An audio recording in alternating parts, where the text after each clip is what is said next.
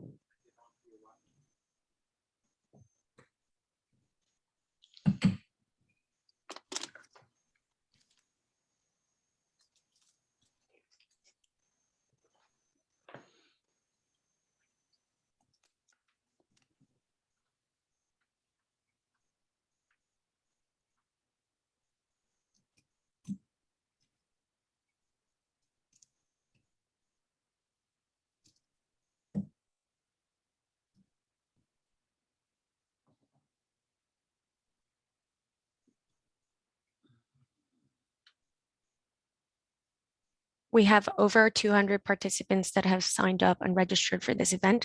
However, without further ado, let's begin because it is also being live streamed. So folks, if you've missed the first part, feel free to go back to the recording. Dishtile and greetings, everyone. Welcome to the Parkdale-High Park debate on the environment as part of the 100 debates across Canada. My name is Chimi Lamo, a proud Parkdalian community organizer, currently the community health lead with the Parkdale People's Economy at Park. I'm joining you today from the traditional territory of the Wendat, the Anishinaabe, the Chippewa, the Haudenosaunee, and the Mississaugas of the Credit First Nation. This land is subject to the two-row Wampum Belt Treaty and the Dish with One Spoon, along with 46 other treaties and agreements.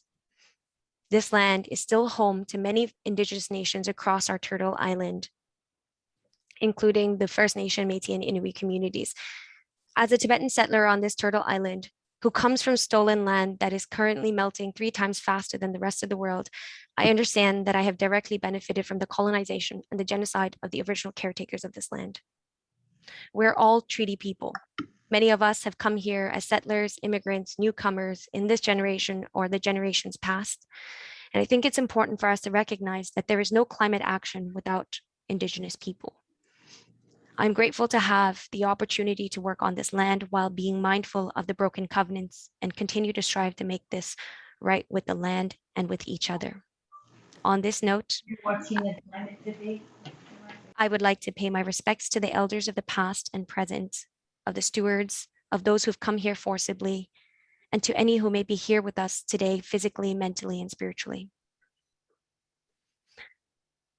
Debates are an important part of a strong democracy. This debate is one of the 100 debates on environment brought to you by GreenPac, a nonpartisan and politically neutral project that aims to bring voters together at the writing level to hear candidates' best policy ideas for the environment. Many organizations, community groups, and entities have come together to make this happen today. Some of them are Parkdale-High Park for Climate Action, Green 13, Green Parkdale Roncesvalles, Roncy Reduces, Safe Rail Communities, the Junction Residents Association, Neighbourhood Energy Solutions, that are coming together to help sponsor and organize the debate for Riding For in Parkdale-High Park. All right, so now to go over some of the principal guidelines for this debate for the candidates. This is a venue for solutions, a venue that brings people together to hear from you all. We want to lead with openness and fairness. Hence, we've shared all the details of the questions and format with the candidates prior. And a reminder for the candidates, Marianne will be the timekeeper and will be holding up a yellow sign that says 30 seconds left, and followed by a red stop sign, which you'll be able to see. And then I will be interjecting if you don't mind. Regarding the format, as mentioned before, you have allocated times for each questions along with a minute for rebuttal for question 1 to 4. And moving on to housekeeping items. Housekeeping items for everyone. 1, Only candidates from parties that have at least one seat in the parliament were invited. 2, the Conservative Party candidate was invited but declined. 3, participants will be muted. If they wish to ask questions, please do so in the chat. You can start asking questions from now. We have 2 chat monitors that will be collecting your questions and be saving them for the end Q&A public session. If anyone unmutes themselves and harasses or becomes obnoxious, they will be deleted from the meeting. This Zoom meeting will also be streamed live on Facebook and Instagram through the Parkdale-High Park for Climate Action account. Now, without further ado, I'd like to invite the candidates for their opening statements. We will begin with DM Marchand Lafortune. Your minute starts now. Good evening, friends. Danzi, a greeting that says welcome and please at the same time. I am a strong Cree Métis woman. I have the clever hands of my Polish father, and I am an artist and a constitutional lawyer. And I come from a culture that believes that if needs are fulfilled, there is no conflict. The conflict arises from the failure to have needs met. This is a basic principle. We don't accumulate, we share. I am honored to be here to represent the Green Party, and I look forward to speaking with all of you. At some point in my travels, I think it's important to understand how difficult it was for me to make a decision to join a Canadian political party. And it took a lot of time, but I did decide, and I am committed because the party platform is so aligned with my Indigenous values. Thank you. Thank you. Next, Paul Taylor. Okay, thank you to the organizers for hosting tonight's event and for every single one of you for tuning in this evening. I'm Paul Taylor, your NDP candidate for Parkdale-High Park. I'm also the Executive Director of Food Share Toronto. I'm a former teacher and a lifelong social justice activist. During this election, I've been honored to have been endorsed by groups focused on challenging climate change and who recognize that this is a moment that calls for courageous leadership. So thank you to the members of Lead Now and 350.org Canada for endorsing me as a climate champion. I'm also incredibly grateful to have been endorsed by Naomi Klein, someone who recognizes that we're at a critical moment and that there's no room for time or delay or half measures. We need climate champions in the House of Commons. We need more MPs that are brave enough to fight the climate crisis before us like we actually want to win. Thank you, Paul. Next up, Arif Virani. Thank you, Chimmy, and thank you for participating in this important debate on climate change about the future of our country and the future of our planet. The circumstances, unfortunately, are very dire. We've heard from the IPCC twice in the last 3 years about the urgency of climate change. We are in an emergency. Fires are ravaging here in our own country. As your MP, I've taken action internationally by attending the COP24 summit on my own dime. I've taken action nationally by speaking out in the House of Commons about the climate emergency and pushing our government to take action on bolder, more ambitious GHG emission reduction targets. I've also taken action locally by securing local funding for cycling lanes, bike shares, green infrastructure in High Park, and pushing for vehicle charging stations in our community.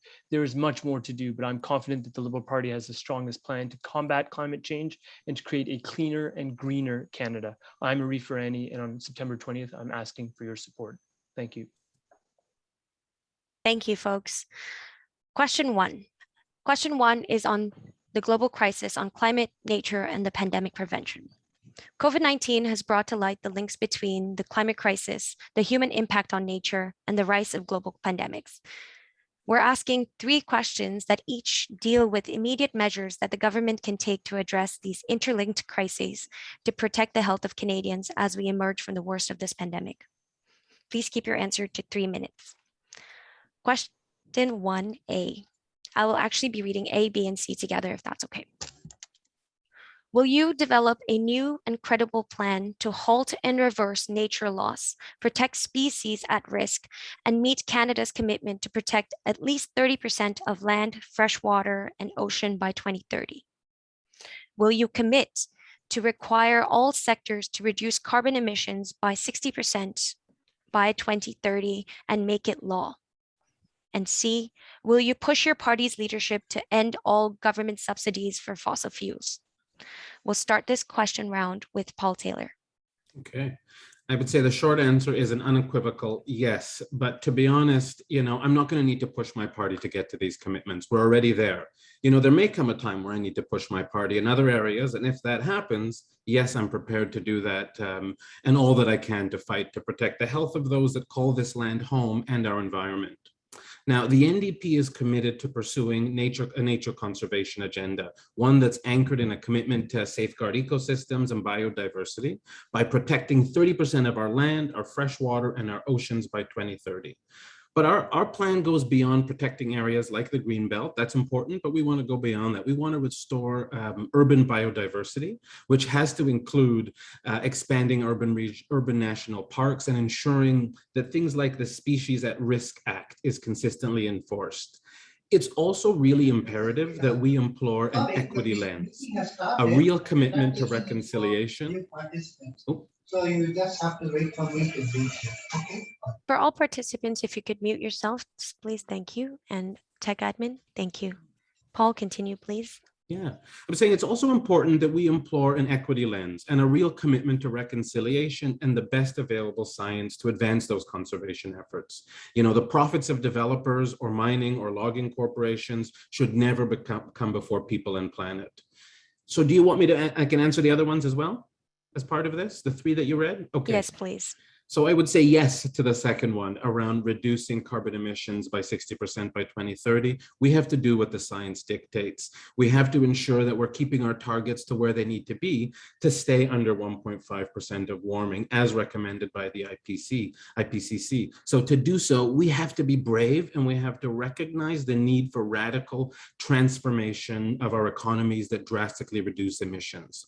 The incremental change that some folks have proposed, change based on cost effectiveness, assessed by economists, won't get us to the reductions that we need. Future generations are absolutely depending on us to do everything we can right now. We can't waste another session of Parliament or endure another year of increasing greenhouse gases. Reaching net zero by 2050 will require the leadership of brave parliamentarians who recognize that the climate emergency isn't just something that you say or proclaim in government, but a rallying call for all of us to be brave and courageous in the face of this existential threat. As one of the wealthiest nations on the planet, we should be leading on this and not having the world watch on as Canada's greenhouse gases increase every year. That's not the leadership we need. We need to get to work ASAP by establishing a multi-year national as well as sectoral carbon budgets. We need to develop a climate accountability office to provide independent oversight of our federal climate progress and to engage the public on an ongoing basis, to work with Indigenous nations and to make public recommendations on how best to achieve our goals so that you can hold our elected officials accountable for the decisions that they make. Thank you, Paul. Next up, Farani. Thank you so much, Jimmy. In respect of the first question you asked with regard to conservation, we have already established a plan to get to 25% of marine and land areas protected by 2025 and 30% by 2030 in marine and land conservation. We've already protected a landmass equal to 3.5 times the size of Nova Scotia. When we came into government, Canada protected 1% of its ocean areas. We are now at 14% protection. Our plan includes 10 new national parks, 10 new national marine conservation areas, and 15 new national urban parks, one of which is in Scarborough, so benefiting the folks in the GTA. On the second question you asked for with respect to reducing carbon emissions and legislating this, we have legislated the net zero emissions legislation. That was Bill C-12 in the previous Parliament. That is a critical piece of legislation that addresses legislated targets on 5-year increments. In terms of the work that parliamentarians can do, I was very pleased to hear the concerns of my constituents and then advocate for an earlier target in that legislation so that the first 5-year target is now in 2025. Rather than 2030. That is critical. We are committing to phasing out fossil fuel subsidies by 2023, but importantly, fossil fuel subsidies that contribute to the carbon footprint of this nation. What we will continue to do is engage in those actions that help with things like an orphan gas well cleanup, helping Indigenous folks have fuel, and ensuring that sectors have the ability to innovate. The next point I wanted to make is that there was a reference made to sort of what climate economists are referencing by Mr. Taylor. And I would just simply point out that it is important to set ambitious targets, but also have a path to realizing them. And one of the economists I believe he was referring to is a fellow named Mark Jacquard, who's actually evaluated the different plans that are being proposed by the different parties and said that on an overall perspective, the Liberal plan is by far the superior plan amongst all parties that are being presented in terms of its sincerity and its achievability, which is important for all of the viewers to note. The last point with respect to leadership to ending the subsidies for fossil fuels, the commitment that we have made is as a result of advocacy internally within the party, advocacy by myself and others who have been championing the cause of climate change, listening to constituents and moving them forward to ensure that these changes will be supported. The fossil fuel subsidies issue is, however, more nuanced and sometimes meets the eye. On the issue of the orphan gas well cleanup, I would note for the audience that that is something that many parties in the House of Commons supported, including the New Democratic Party when they voted in favor of that cleanup. That is an important feature, as well as the categorization of certain things as subsidies, when what we were doing was providing wage subsidies during the COVID pandemic to workers around the country, including workers in Alberta. Those are subsidies we stand behind in terms of keeping Canadians safe and ensuring that they have enough food, money to put food on the table and shelter their families. Thank you, Jimmy. Thank you, Raviv. Next up, DM La Fortune. Hello, and it's good to be able to talk about this. You know, the Green Party is already there regarding a lot of these issues. Our platform is flushed out and very accurate. I did a paper in it's on my website. I did a paper way back in 1992 called Towards Ecological Federalism, which was basically basing our understanding of how we politically engage with each other around water systems, which is the way we've always access to fresh water. So a lot of our plan has to do with participatory democracy and economics. And it's significant. Our approach to all of these things has to do, ours is a bottom up, not a top down. And the metaphor I like to use in terms of our approach is that there's a saying that if you give a man a fish, he'll have a meal, and you give a man a fishing rod, he'll be able to catch his food. I mean, that makes sense, right? Except that that's wrong. What you do is you ask the man or the woman what they need. People know what they need. People know that they need their basics met, and we have a guaranteed living wage. Now that's significant because it's really hard to get people on side around the climate, although everybody knows we're in a climate catastrophe, except for the people that are in denial. So how do we get people engaged and working together is we have to meet their needs first and foremost. It's really hard to put something else on your plate and let it get in and be a moving, passionate thing that you as an individual can actually do something about when your needs aren't met. I have a story and I'll squeeze it in at the end. No, I'll tell it now. I describe the world we live in with all the tensions and all the stresses as living in a pond. And we're kind of up to here. We're all up to here in the pond. Sustainability has been thought of for years in a bunch of silos. And it's been thought of is that you can fill the silos to the very top, and as long as they don't fall over, you'll be okay. The reality is all that has to happen is one of those silos. So we're up to our nose in trauma of what we're dealing with. And it's like, all we need is one more thing. We're up to our nose in water. All we need is one more thing, and we're going to start choking and coughing on it. So we have to stop using cost benefit analysis on climate and start, because we can always raise money, but we can't raise the dead. And that's with the COVID as well. So what we really need to do is this two-pronged approach. Needs and climate action together. Thank you, DM. You will have another minute to respond or continue your statement if you prefer. I'm going to give a minute to each candidate to either respond to any of the other candidates' responses or add to their statement earlier. And we're going to follow the same format. Paul Taylor, you have a minute.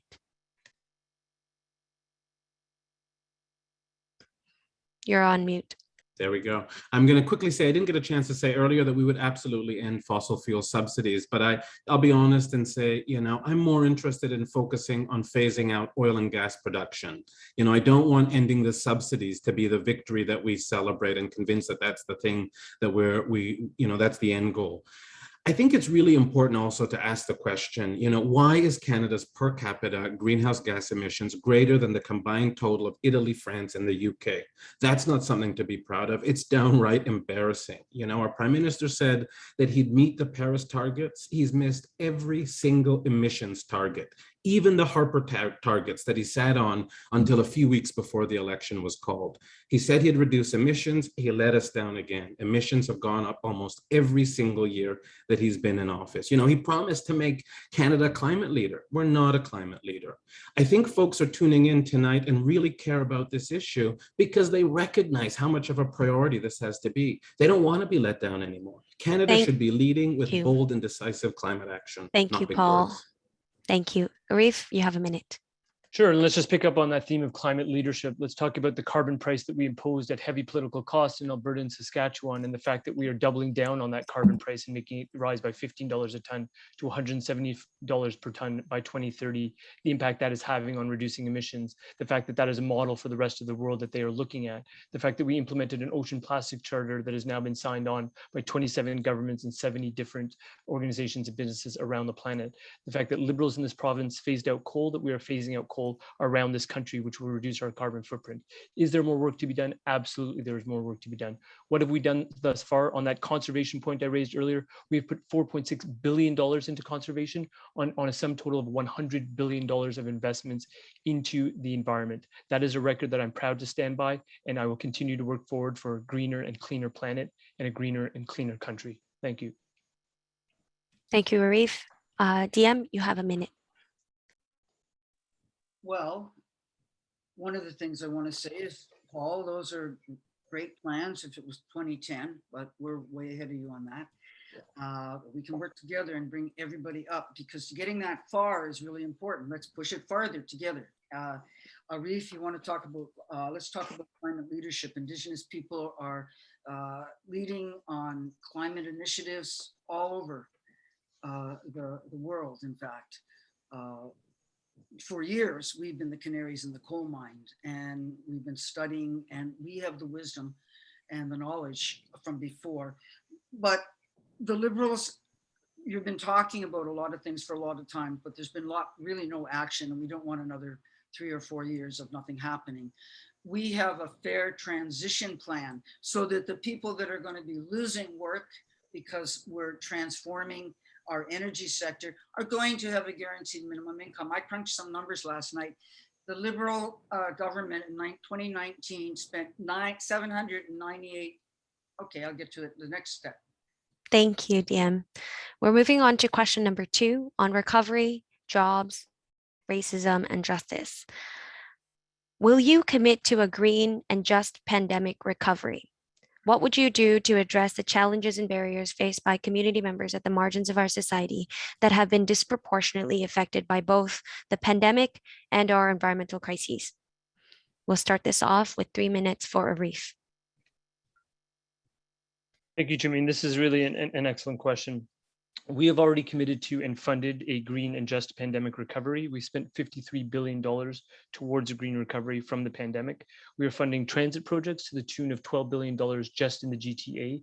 As a parenthetical note, I would indicate to the audience that the fleet of electric buses used by the TTC is the most electrified fleet on the continent.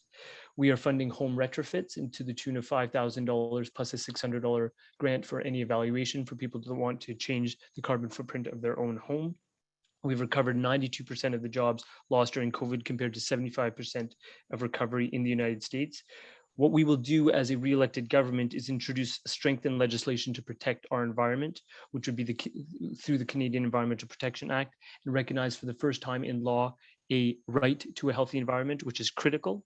We would require the Minister of the Environment and Climate Change to examine the link between race, socioeconomic status, and exposure to environmental risk. I take great acknowledgement from the words of DM with respect to the impact of environmental injustices on Indigenous people in particular on this land. That is exactly the kinds of concerns we need to be more attentive to. We are already working towards just transition legislation, and I would say quite candidly that a just transition is already underway in this province, at least with respect to the automotive sector, where we are seeing automotive plants that previously used to be used to create gasoline-powered vehicles in Cambridge and in Windsor converted to battery emission vehicles. So those assembly lines are being repurposed. That's the kind of transition we need to ensure good paying jobs for workers and middle-class jobs for the middle-class incomes to support people as we move towards a cleaner economy. I also think it's critical in terms of what we will be doing in terms of $10 a day childcare, which will help fuel women's participation in the workforce and boost our overall productivity. Thank you very much, Jimmy. Thank you. Next 3 minutes to DM La Fortune. Well, one of the things I was saying, and I can continue into this, was I did some numbers crunching last night, and in 2019, the federal government spent $798.5 billion in transfers for social services. I did some numbers, and if we guarantee, I did these numbers way back in 92, if every person from the cradle to the grave in Canada would receive a $28,000 a year guaranteed living income, it would cost $840 billion, which is 40 billions more.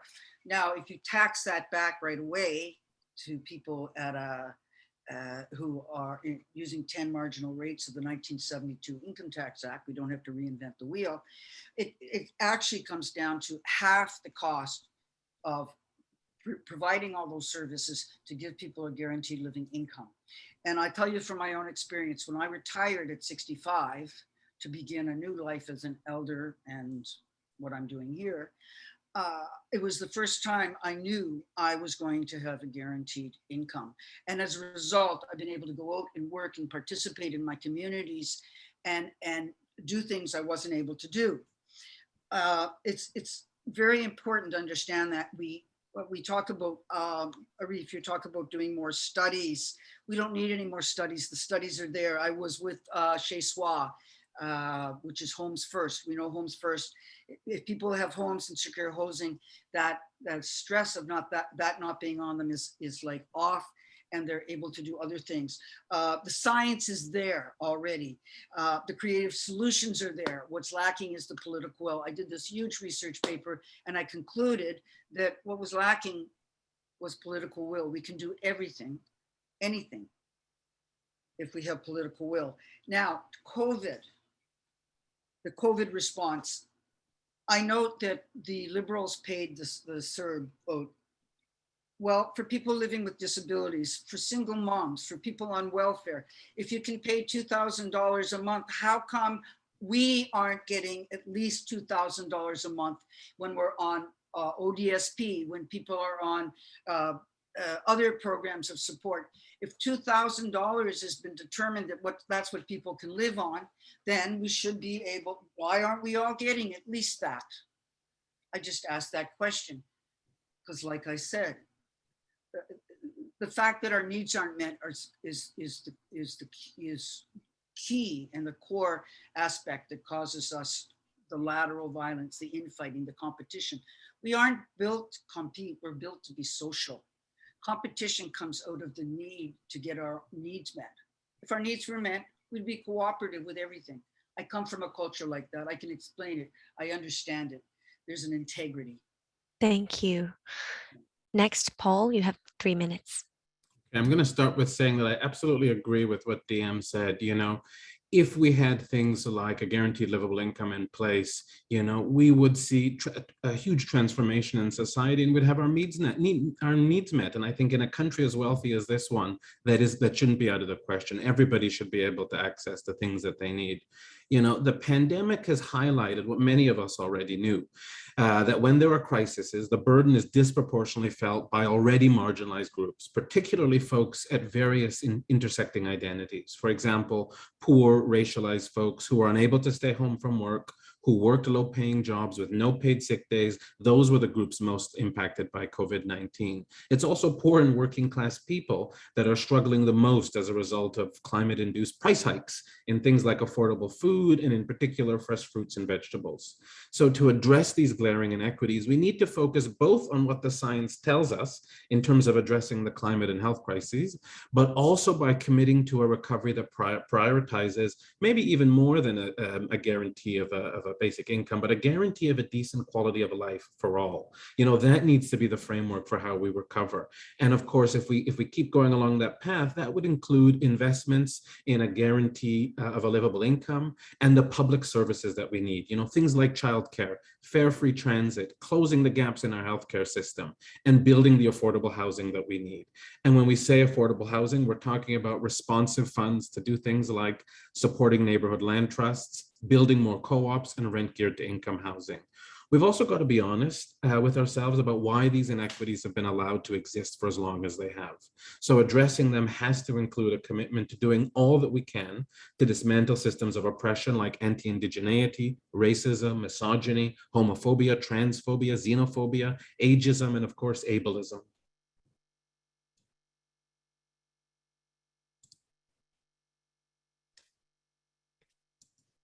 I believe Paul is stuck. Marianne, if you don't mind just pausing the time for now. Oh, Okay. am I back?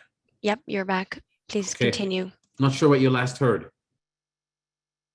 I was saying that we need to use the idea of a guarantee of a basic quality of life in one of the richest countries in the world. That should be the framework for how we recover, how we prioritize a just recovery from this pandemic. And of course, that would include things like a guarantee of a livable income. That would include, delivering on the services that we need. Things like childcare, finally, fare-free transit, closing the gaps on our healthcare system, and building the types of affordable housing that we need. And when I say affordable housing, I'm talking about really affordable housing. So building more co-ops, rent geared to income housing, and supporting neighborhood land trusts.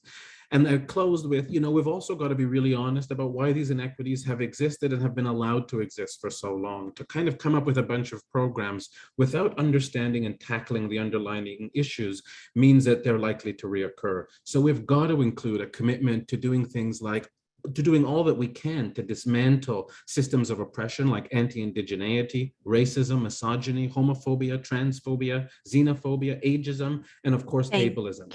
Thank you, Paul. Arif, I'll give you a minute for a rebuttal. Thank you. And I'm just going to build on these important points. So I see Victor Willis from Park here on the line.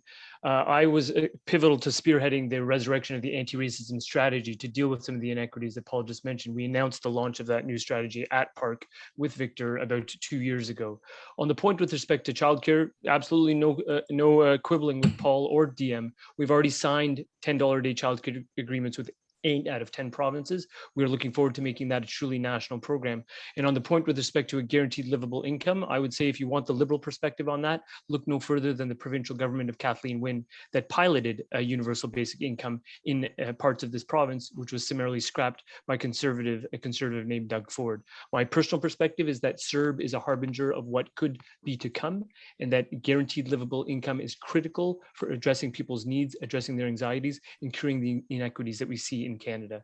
What we're working towards is fairness for communities, protecting the vulnerable. And in terms of housing supports, I was very proud to deliver a $14 million investment in Parkdale to build affordable units for people who are vulnerable on Dunn Avenue. Thank you. Thank you, Arif. DM, you have a minute. I want to say that I really like a lot of the things that both of you are saying, especially Paul. I think if we want to look at the source of the inequalities, this is why an Indigenous perspective is important. I was at a Center for Policy Alternatives meeting recently, well, not so recently, and I was there and there was a whole piece on economic equality and the history of economic inequality and how this has happened. And the woman who was explaining it had said there was a huge spike in 1927 and she couldn't explain it. Well, and I was there and I had a sense of where it came from. And it was the fact that in 1927 or 1926, it became illegal for Indigenous people to have lawyers representing them in courts to stop environmental exploitation of the resources on our lands. And that ended up with this huge spike in 1927. And as our gross national product. Thank you, DM. Next up, we have Paul. You have a minute. I just want to come back to how important childcare is. I've heard it so much at the door over this election. You know, it's something that should have been prioritized a long time ago, going back to the Royal Commission on the Status of Women that first recognized the need for a national plan. And we have to remember that the Liberal government had, you know, a pre-pandemic majority for 4 years that they could have used to prioritize childcare. You know, by now, this, of course, shouldn't be a partisan issue. It shouldn't even be appearing on party platforms. It needs to be a reality for Canadians. It's been demanded for far too long.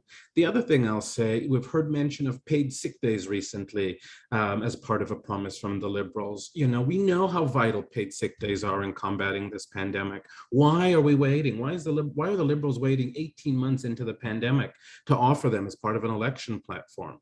Promptly acting on paid sick days would have saved lives, especially the lives of those that our systems, our policies, and our institutions had already exposed to the most vulnerability. This is too little, too late. Thank you. So before we go on to question number 3, I wanted to make a quick announcement to all of our participants and viewers. Please feel free to engage in our public Q&A session, and you can actually start asking questions now in the chat. We have monitors that are looking for your questions and we'll be collecting them. So please feel free to add your questions throughout this conversation and live stream. Question number 3. So it's no doubt that First Nation, Métis, and Innu communities play a very vital role when it comes to climate and environmental solutions. Will you implement the United Nations declarations on the rights of Indigenous people and calls to action in the Truth and Reconciliation Commission? How will you invest in Indigenous-led land use planning and the establishment of Indigenous protected and conserved areas treaty law under it? We'll start off with DM with 3 minutes.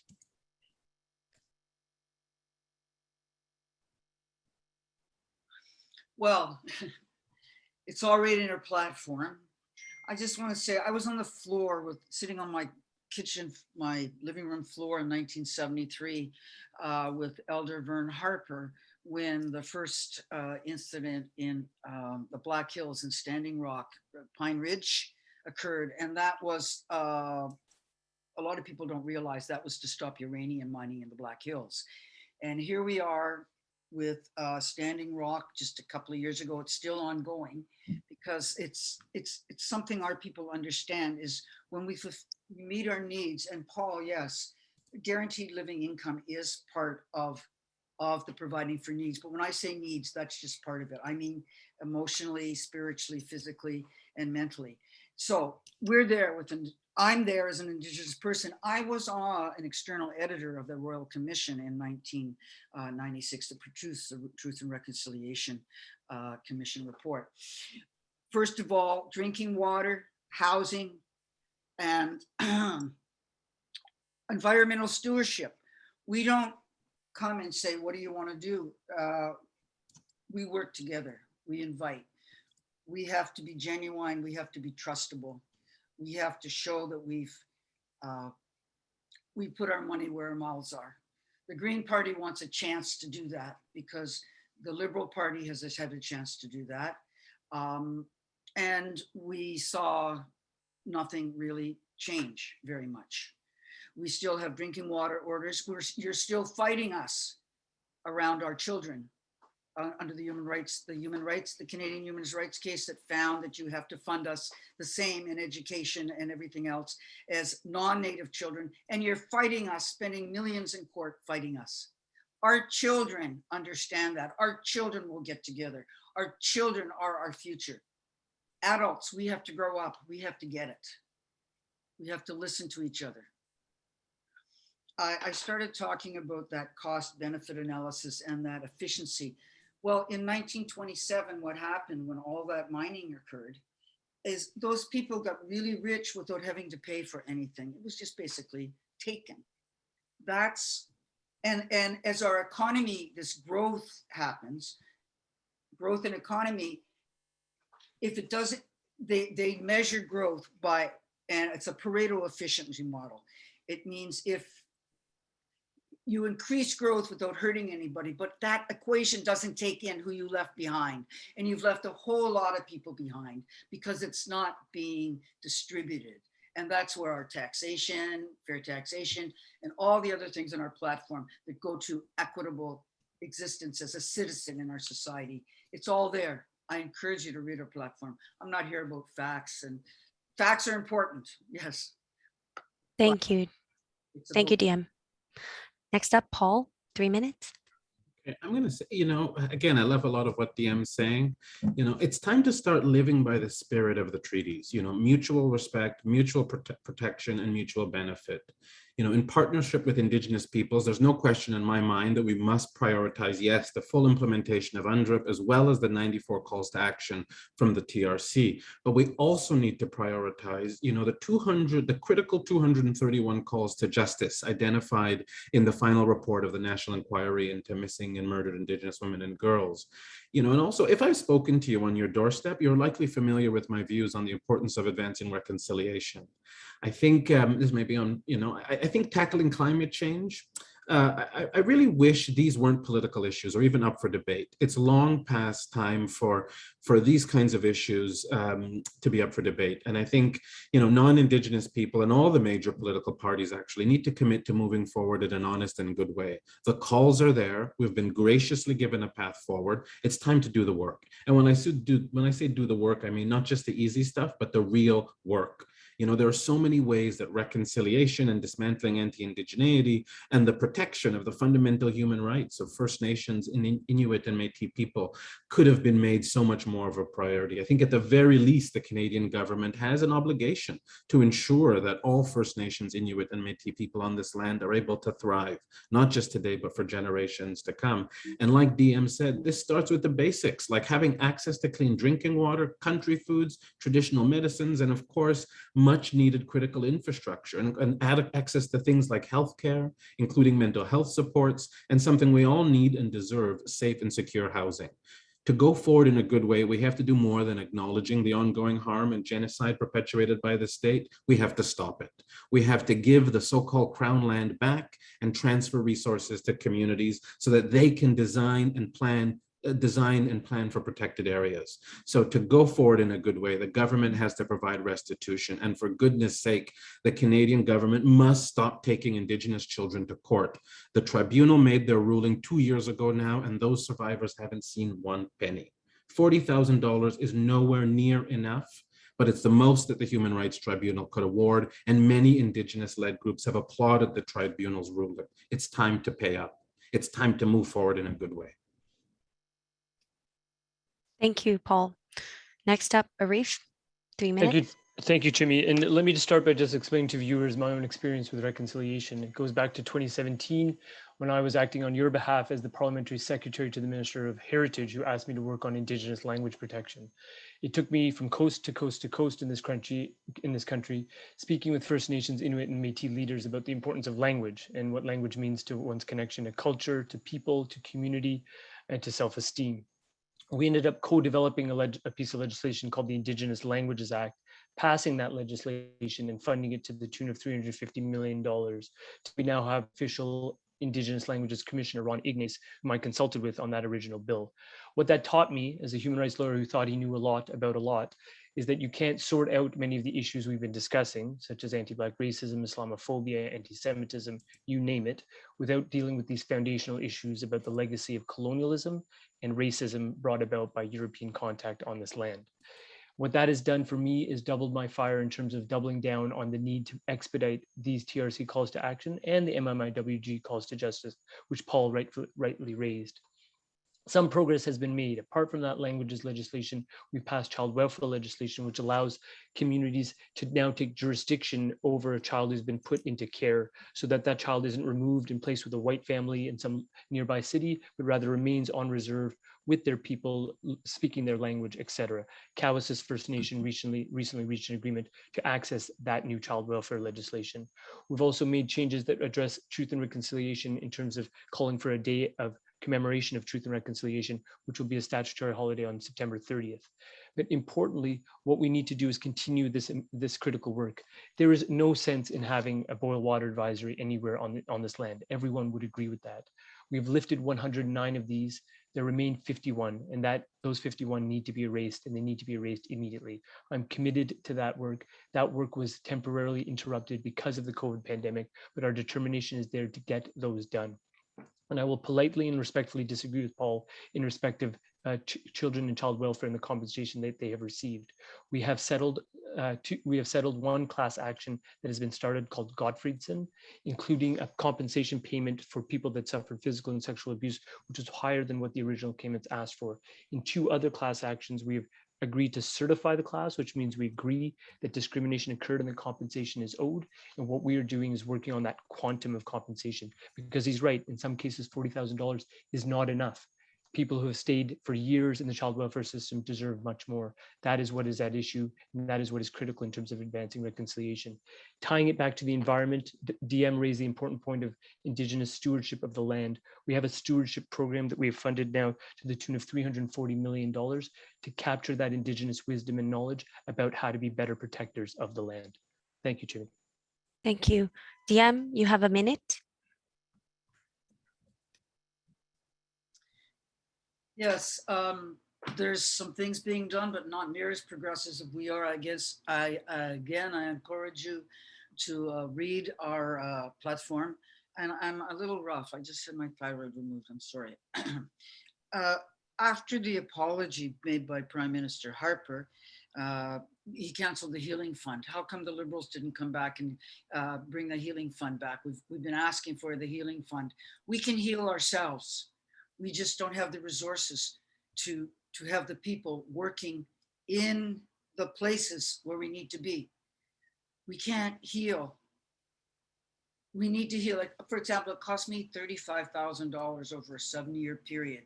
Donations from a Quaker couple to help me get the healing that I needed for what had been done to me as a Native kid who was taken from my mother at birth and placed with total strangers who they never did any follow-up to see what was happening.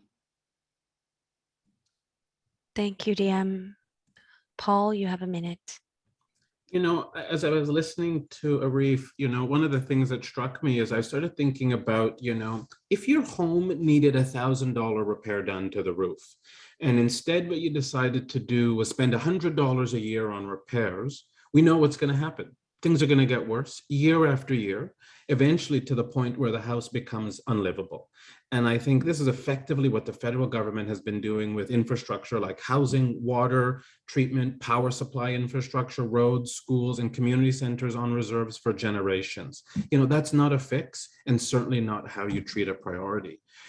When we come, you know, coming back to clean drinking water, like this is a horrific situation and something that we should all be outraged at. Not one person should have to settle for water infected with fecal matter, sewers backing up in bathtubs, or only being able to bathe on a weekly basis. You know, in all likelihood, if this were happening in any Canadian municipality on the same scale as in a First Nation, a state of emergency would be declared and all resources would be deployed to address the crisis.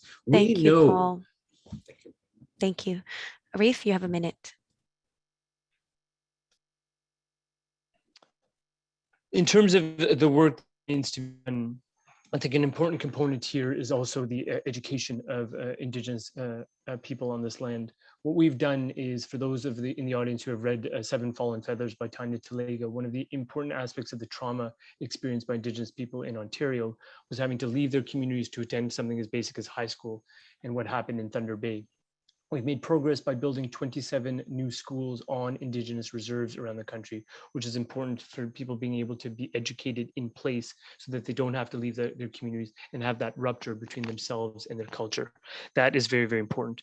With respect to the housing piece, housing is being designed specifically for Indigenous communities on reserve. Also, an urban Indigenous housing strategy is being implemented. And that is a critical feature because we know housing is this foundational piece that if people are properly housed, they then have better health, economic, and other outcomes in terms of gauging for broader success moving forward. Thank you. Thank you. I see that there are questions in the chat. Please note that the questions will be raised during the Q&A session after all of the national questions. Question number 4 is on toxics. The Canadian Environmental Protection Act is our overarching law to protect the health and environment of Canadians. The Act has not been significantly amended since 1999, despite major changes in our understanding of toxic substances in our environment. A recent bill was introduced in the last Parliament, but did not make it past first reading. Will you support getting this bill reintroduced, strengthened, and make it a top legislative priority? We'll start off with Paul. You have 3 minutes. Yes, I believe the bill that you're referencing is Bill C-28, which was focused on, yes, amending the Canadian Environmental Protection Act.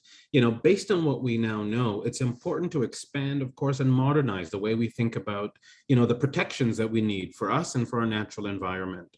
And I think a key element is the enshrining of the right to a healthy environment into the Canadian Environmental Bill of Rights so that everyone can enjoy a guarantee of clean water, clean land, and air. You know, this is also critical to intersectional climate justice frameworks that recognize, again, that it's often low-income and racialized folks that bear the brunt of the environmental and health impacts of a lack of policy protection in this area. You know, across Canada, toxic dumps, polluting projects, risky pipelines, and tainted drinking water are routinely bestowed upon Indigenous, Black, and racialized communities. The pursuit of profit should never come before the well-being of our bodies, our communities, and the planet. We should also hold companies responsible for the entire life cycle of their products and their packaging, and we need legislation to ensure that that happens, and we'd be willing to champion that. Thank you, Paul. Apologies, folks. The format is 2 minutes, not 3 for this question. And that is being timed by Marianne. Thank you, Marianne. Next up, Arif, you have 2 minutes.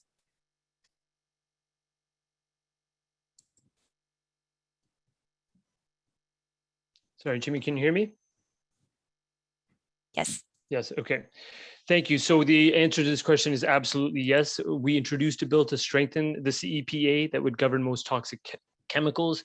When it's passed, it would enshrine that right to a healthy environment, which I mentioned earlier in response to one of your earlier questions. We're committing to getting that bill passed and even improving it.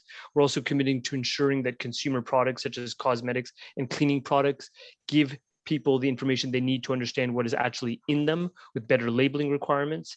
We're committed to a full review of this legislation as it governs the use of pesticides, which would be very important for our wildlife protection, and also to introducing legislation further that would phase out toxicity and testing on animals. This is something that I particularly have been championing for some time as a member of parliament and as somebody who's married to a Jain woman who's vegetarian, who's taught me a lot about animal protection and the benefits of improving animal cruelty provisions in Canada.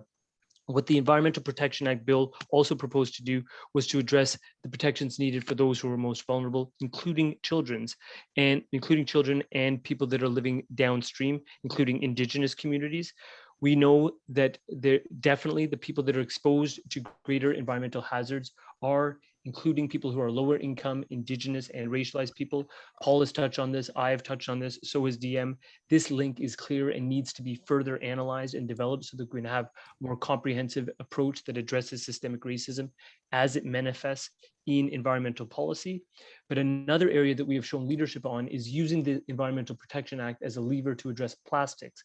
The toxic substances regulation lists what is a harmful substance. We've listed plastic because we are on our way to banning the first 6 harmful single-use plastics, including bags, straws, cutlery, 6-pack rings, stir sticks. Those are important in terms of what they purport to do to clean up our waterways and our oceans, which is something we can all get behind as Canadians committed to a green environment. Thank you, Rarif.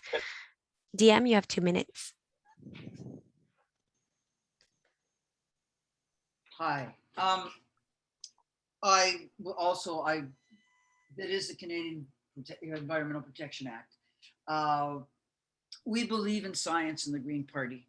I happen to believe, I believe in a God who also created scientists. So we kind of bring them together there.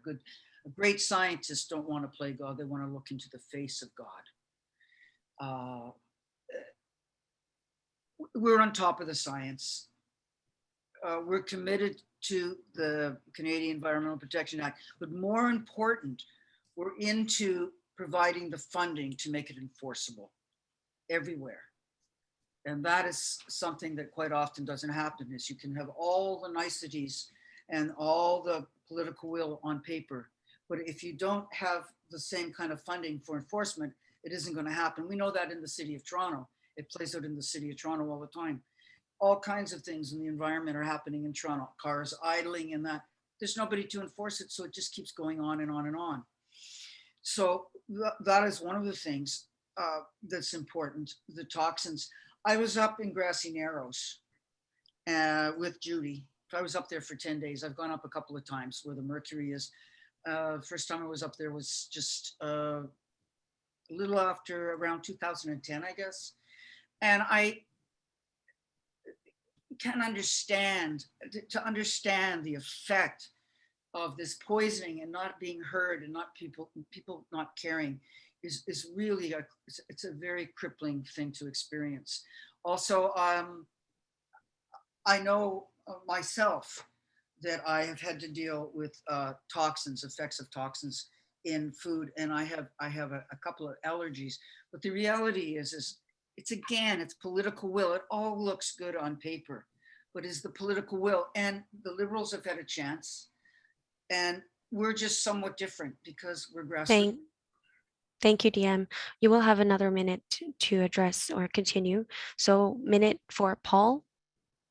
Yeah, I actually want to go back to something earlier on, and it was around a reference to an analysis that was done around the various parties' climate plans. And I think it's important to provide a little bit more context. You know, the person who did this analysis wrote a book called Sustainable Fossil Fuels, you know, and receives funding from groups that try to protect the oil and gas industry. So I'm not sure that I'd be celebrating that endorsement of the Liberal plan, you know, and also, you know, to get into the specifics, his metric for success is rather narrow in that it focuses on GDP growth, which we know is a system designed to benefit a very specific segment of society.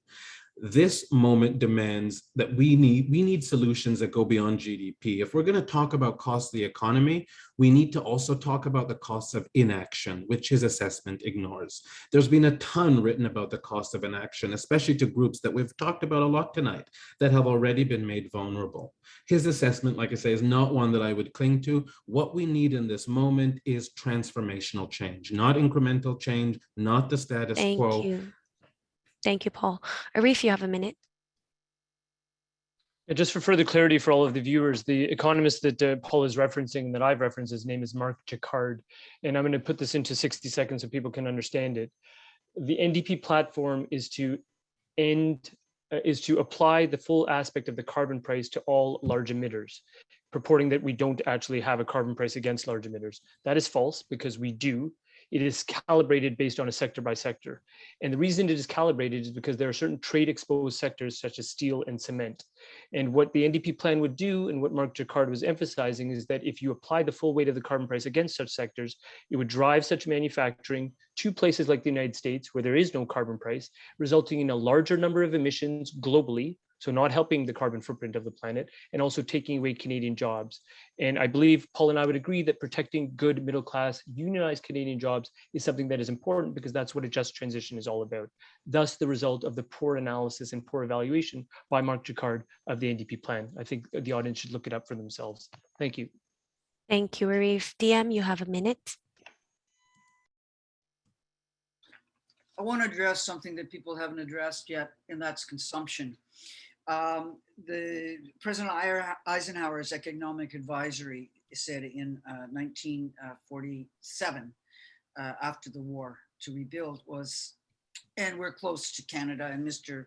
Trudeau said, when you live next to an elephant, when you sleep, when you're in bed with an elephant, it doesn't matter what you do. Our enormously productive economy demands that we make consumption a way of life.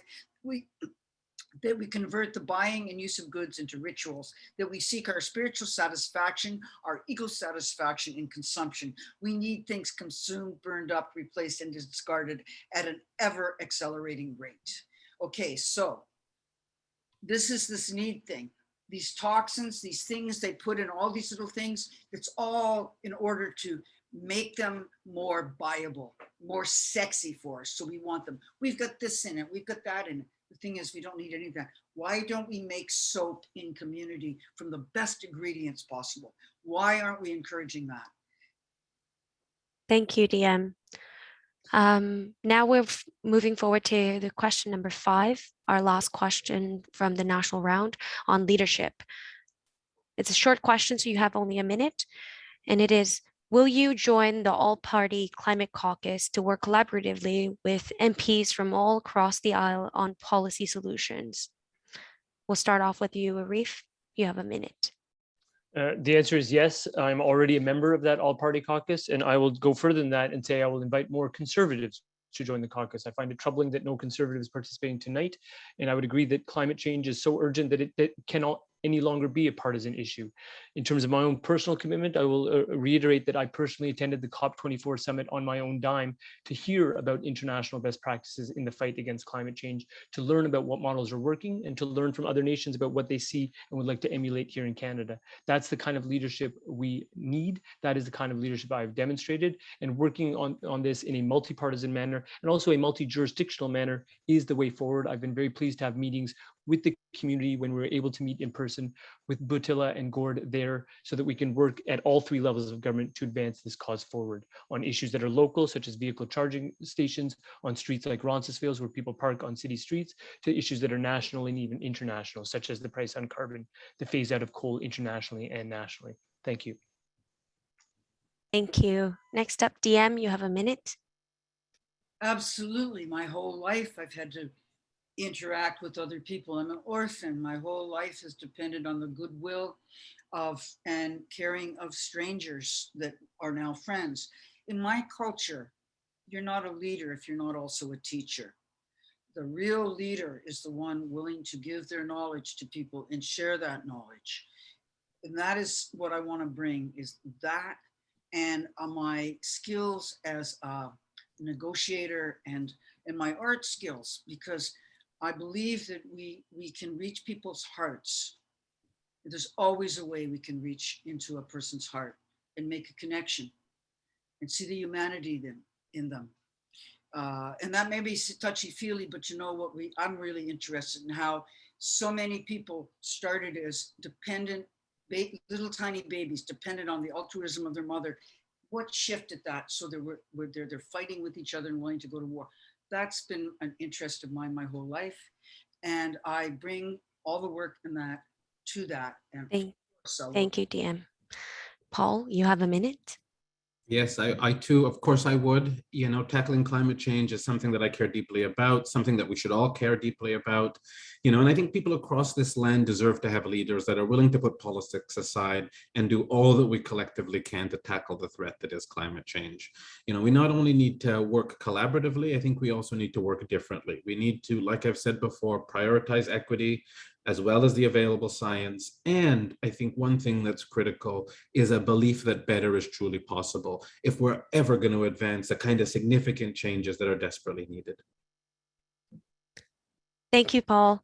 Thank you, all candidates. This wraps up the national questions that we have. We will now transition into local questions from our community members and organizers. We'll start off with 2 questions that we already had sent in from community organizations. And in this time, I'd also like to make a quick announcement. I see that the chat is already busy, which is great. Please feel free to continue sending in questions. If they're dedicated to a specific candidate, we'll make sure we collect 3, so we have questions for each candidate. So please make sure to diversify and ask the questions. So until then, let me start off the local round questions by a question from the Junction Residents Association on affordable housing. It's a lengthy one for candidates. It will also be added into the chat. So if you would like to see it in written, feel free to refer to the chat. Affordable housing is desperately needed in Toronto. Currently, carbon emissions from inefficient housing is one of the major sources of Toronto's emissions. Housing policy can have major environmental and social benefits, including reduced commuting time for essential workers, reduced urban sprawl, and energy efficiency. The Junction has prime development space, and because of this, we have an obligation to be a community that weaves affordable, sustainable housing back into its fabric. Given the amount of development coming into the Junction in the next few years, how can we balance it out with affordable housing such as co-ops? What role can your party play, and what specific policies will you advance to support affordable housing in the Junction and other neighborhoods in this riding? So going based on the order, DM, you have the first 2 minutes. There's nothing stopping the federal government from getting into housing. There's nothing stopping us from buying land in municipalities and developing housing with the communities that are there, directly talking with them, and of course, working with the municipalities to make sure that everything is in green and supporting the municipalities and making sure that things are green. We would make it green. There's retrofitting, national retrofitting program for green. The other thing is that we would insist upon I think it's time we had a national rent control program, quite frankly. And I believe that making money incidentally, I owned a house, I needed a tenant to help me pay my mortgage. I came under the same Landlord Tenant Act as $1 billion landlord. It's just not fair. We need something directed at a tax specifically directed at businesses, real estate agents, well, the real estate industry that actually makes money on something that is a basic need. We actually use the program to we make it impossible. I'm sorry, my I'm sorry. Working local, national retrofit, rent to own, and a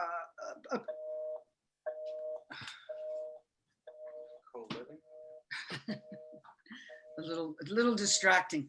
Everything is in our platform. We're there and with you because it's grassroots. We listen to the grassroots. I'm sorry, that was sort of convoluted, but seriously, it's nothing but political will. I am myself waiting to get on a co-op list. I have a mensch for a landlord. He's kept the rates at the same rate. How much more do people need? Thank you. Thank you, DM. 2 minutes, Paul. I want to start by highlighting, some of the work that's happening already in the riding around developing on building on affordable housing. The Parkdale Neighbourhood Land Trust and the folks at Park, have done an incredible job to ensure that low-income housing, in particular rooming houses, are available for members of our community. I think what we need is much more federal support. Things like fast-track funds to be able to, when opportunities pop up for groups like PNLT to acquire a building, that there's flexible fast-track funds available and support to them on an ongoing basis. I also think, we used to build housing in this country in significant amounts, something like 20,000 units a year. And in 1993, it was the Conservatives that got us out of that, but it hasn't really been changed. It's the federal government that has the financial capacity to come to the table to not only build affordable housing, and when I talk about affordable housing, I'm talking about affordable rental, co-op, and rent geared to income social housing. But also, I think key to those conversations around housing is making sure that there are services that support affordable services that support communities in those support communities. So we're talking about things like childcare. We've got to finally deliver on a national childcare plan so that folks have access to quality childcare in their neighborhood, and also working towards fare free transit. We've got to be modernizing and expanding transit and working towards fare free transit so that folks, like I say, not only have access to affordable housing in our communities, but also access to the services that respond to their needs. Thank you. Arif, you have 2 minutes.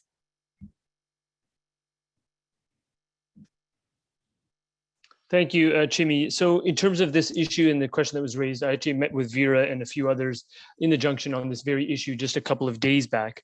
And the issue of development and its ability to change the nature of a neighborhood and not involve supports for people that are low income or vulnerable or want to preserve the nature of their neighborhoods is very, very critical. What can the federal government do about it? A lot of things. We are already embarked upon a national housing strategy. So I object point blank to the characterization that Paul just gave you that the federal government has stepped out. We stepped in 2017 with $40 billion. That strategy is now $70 billion deep. How does it manifest here in the community? We have a rapid housing initiative. I obtained $14 million from that very initiative for the building of affordable housing units on Dunn Avenue for people that are low income, vulnerable, including Indigenous people, women fleeing violence, and other racialized or other vulnerable communities. In terms of what else we can do, there are 5 federally funded co-ops in this community. We stepped in and restored the federal rent geared to income subsidy for every single one of them. So that's Swansea, that is Elm Grove, that is the folks on Howard, etc. Other things that we can do are build more housing. We are the only party that's committing to build 1.4 million new housing starts in the span of 4 years. We also have a rent-to-own strategy. DM made a reference to this. We've taken what was a great idea mooted by Jennifer Keesmaat locally in 2018, and we're making it national so that people who are actually renting right now might be able to use some of their monthly rental payments to create actual ownership of the place where they are. The other piece is housing being treated as a commodity. This happens in the Junction, it happens everywhere. We are eliminating the tax favorable treatment of what is called a real estate investment trust, a REIT. These REITs have been the predatory landlords in places like Parkdale with entities like Metcap, Achilles, etc. They are changing the face of our community for the worse. I believe in the vision of Parkdale and a vision of our broader riding that is much more inclusive, that eliminates these REITs and the competition they provide for genuine, proper development that supports people. Thank you, Arif.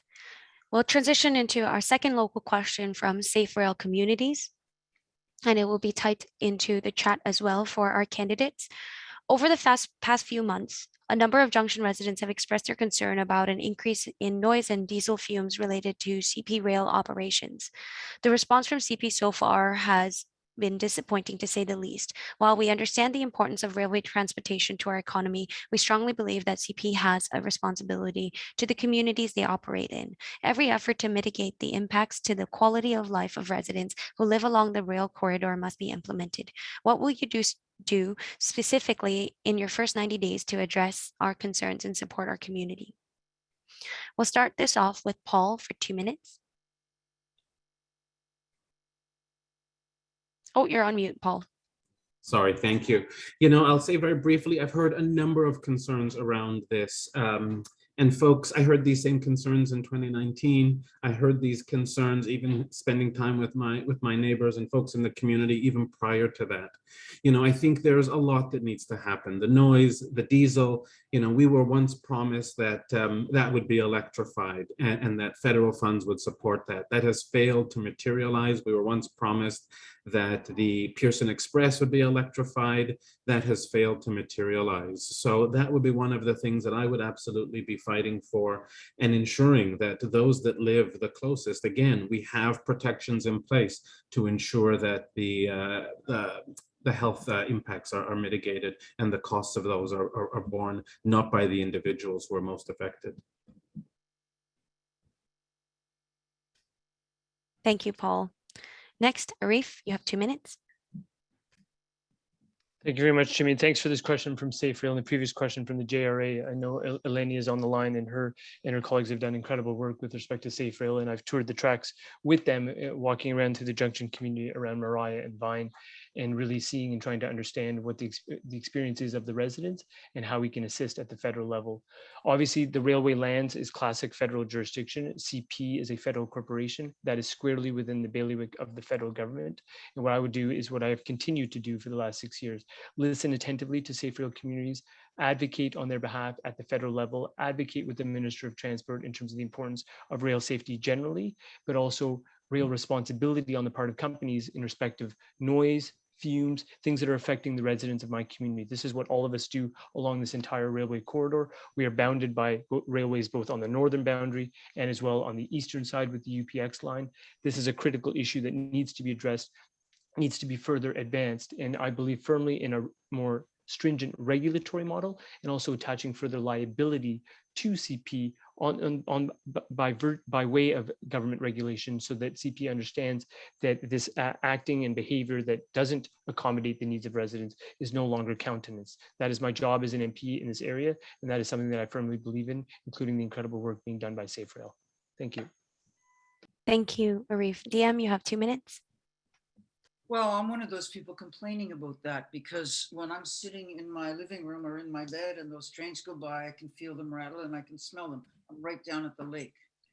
I want to just put this in another way. When I heard about the this coming through, and I heard about the need to create another north-south route, and a route up to the airport, I was thinking, well, why don't we combine all of that, make it electric, do some, what do you call those, off the ramps, off rails?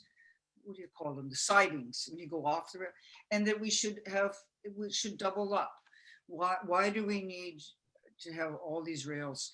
I've always been a big fan of the railroads, but I always thought there was a problem with the smell. And it is a problem. What we can do is we can, I would be interested, I would be very committed myself to transforming the diesel to electric. We should be doing electric, clean energy. Diesel is awful, it's noisy. Right from the beginning, I think we got that one wrong. And we can fix it. It's going to cost us something, because it's always cost to make something right after it's been broken, to start made wrong to start with. But we fix it. We convert it to an electric. And also for transit, for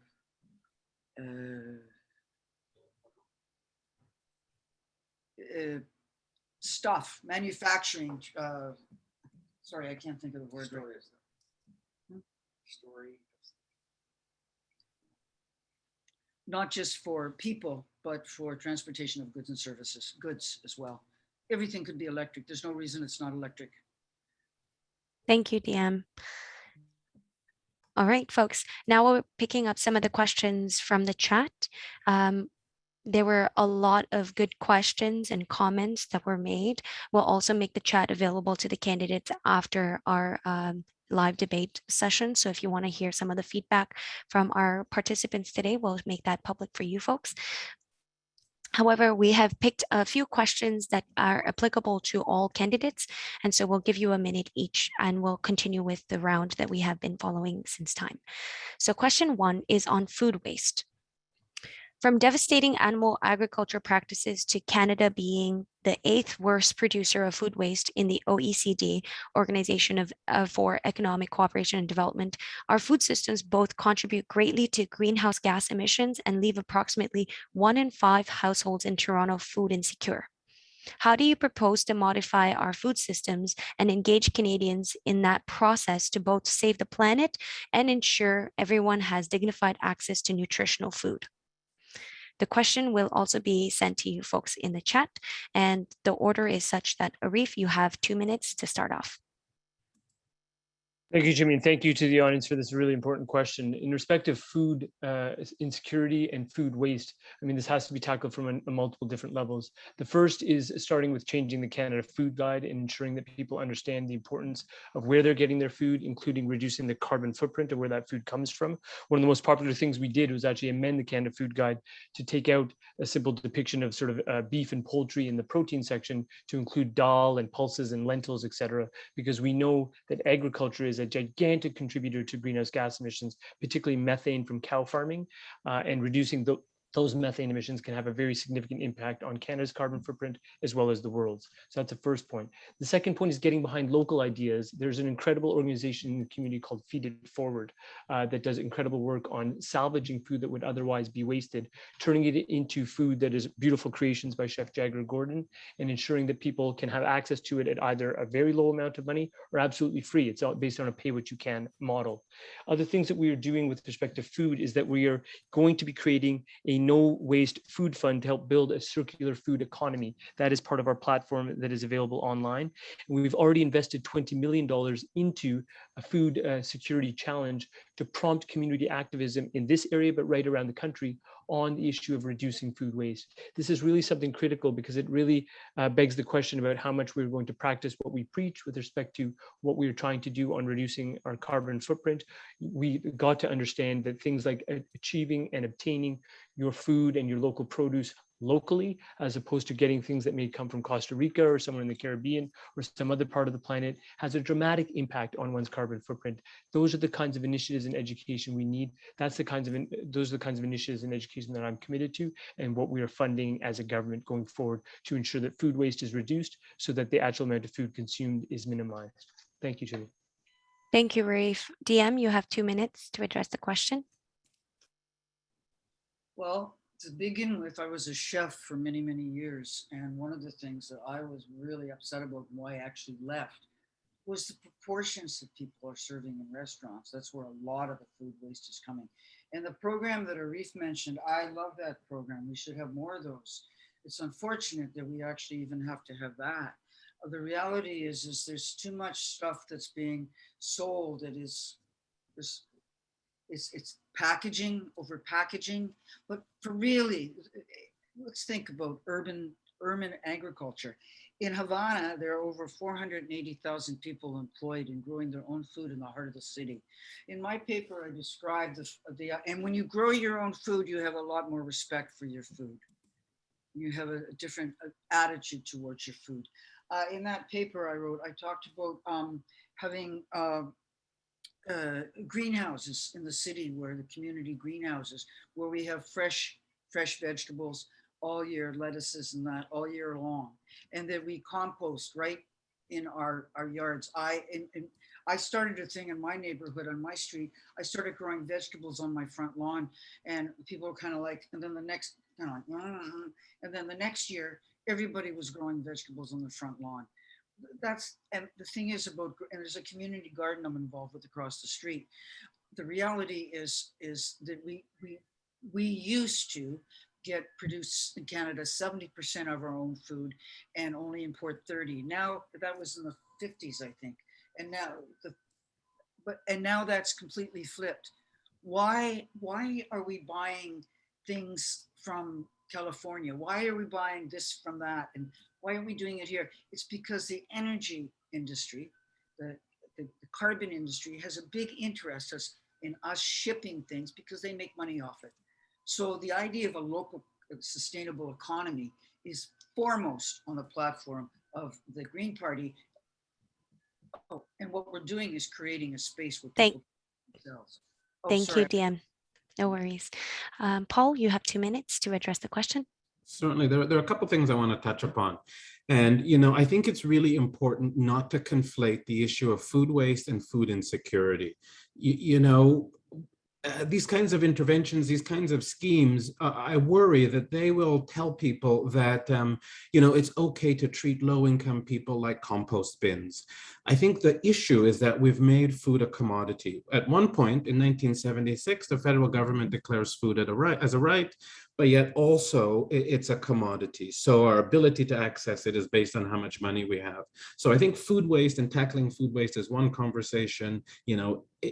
Advancing food security or challenging food insecurity is another, and that requires income-based interventions like a guaranteed livable income, like the things that we've talked about in our platform, building affordable housing, on all of those pieces. I also think, there was some mention about local food, and I think we've got to stop having these uncritical conversations about local food.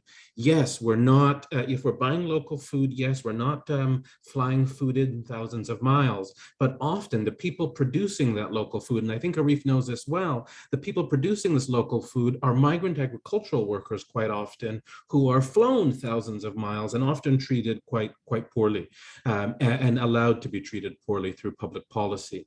The last thing I'll say that I think we really need to have a big conversation about is, currently the federal government subsidizes animal agriculture by about $6 to $8 billion a year. That's huge. It subsidizes dairy, eggs, and chicken. They receive the bulk of the subsidies. It's a significant amount. And there have been calls to end these subsidies that have piqued my interest. But for me, I really want to make sure that I'm taking a bit more time to understand the full impacts of that on food insecurity right now. It's something that's on my radar, but I think it's something that we need to look more closely at as we think about how do we meaningfully reduce our greenhouse gases, and how do we start to make sure that people can afford the types of foods that the Canada Food Guide and other places are recommending. Thank you, Paul. Question number 2 is a city's question for candidates in our urban riding. How can the federal government adequately tackle climate change without supporting cities to become more sustainable through increasing density and reducing car dependency? I'll again put the question in the chat for you folks, and we'll start the order with DM. I'm sorry, where's the question? Add it onto the chat.